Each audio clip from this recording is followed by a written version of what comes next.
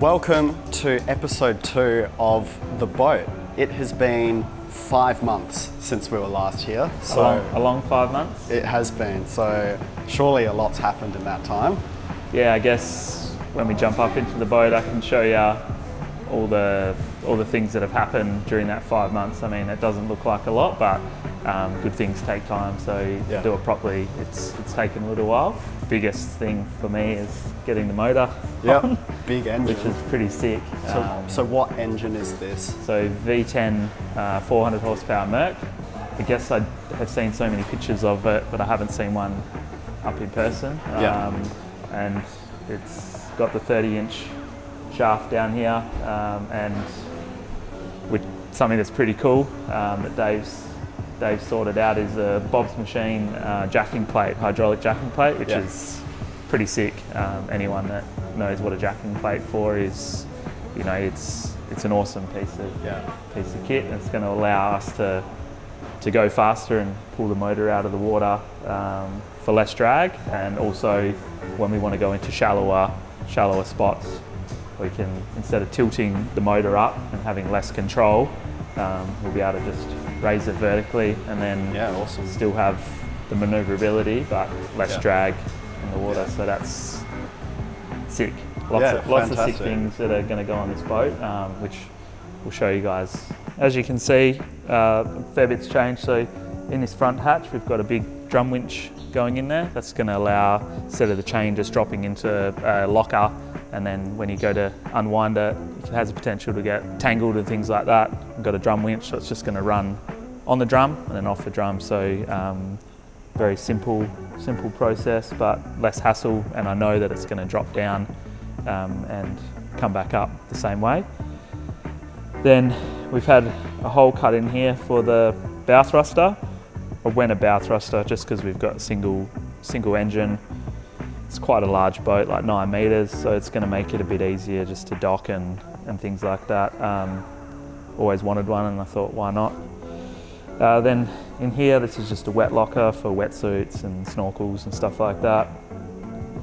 And then we've had this area cut out, so when the console goes on, we step down into here, and then we've just got a removable toilet. I didn't want a macerator pump and a holding tank and things like that, so you know, when the toilet's not getting used and it's just the boys, we'll just take it out and then you can put bags and stuff like that there. And then there'll be space for a fridge to go in here as well, and then all the electronics will be in here. And then once the hatch closes, there's a nice seat on the front of the hatch as well. And then we've got the fuel tank, which goes all the whole length.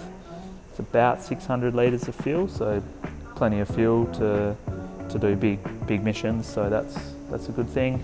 And then back here, we've had all of this cut out and reinforced, so you can see how thick it is now. Before it was quite thin like this, so when we've got a massive 12-inch sub that's going in here, so we wanted it nice and strong so it's not going to rattle and break. And then there's some other speakers that are going on the side here. And then there's a 2 kilowatt through hull transducer. The hole's been cut for that. And you can sort of see, like, Dave's had all of this powder coated as well. Normally it's just stainless, same as the brackets on the inside have all been powder coated. So as we're in the business of details and things like that, we want it to all look mint.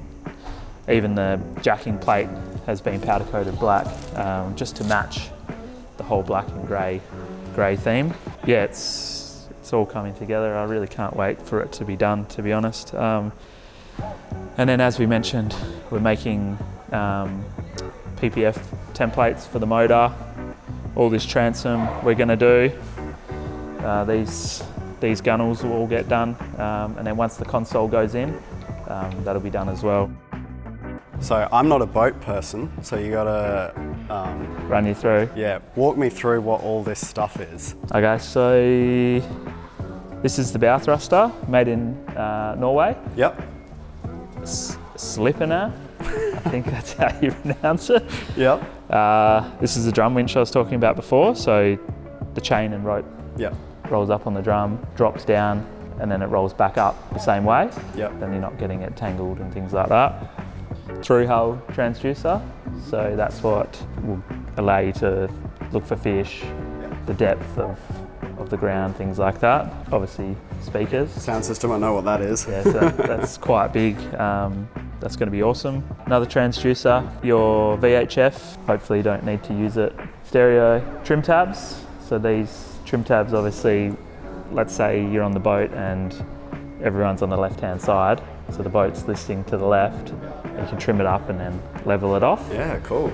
These are the plotters, so 12-inch screens, and then that's the Myaree engine management system. So you can go in there, instead of having normal like analog gauges, it's all in there. So instead of having like switches on the dash, we've got a switch system. So like if you want to turn on the lights or whatnot, it's all done through the screen. Yeah, awesome. That's the seat, and then this will also act as an esky.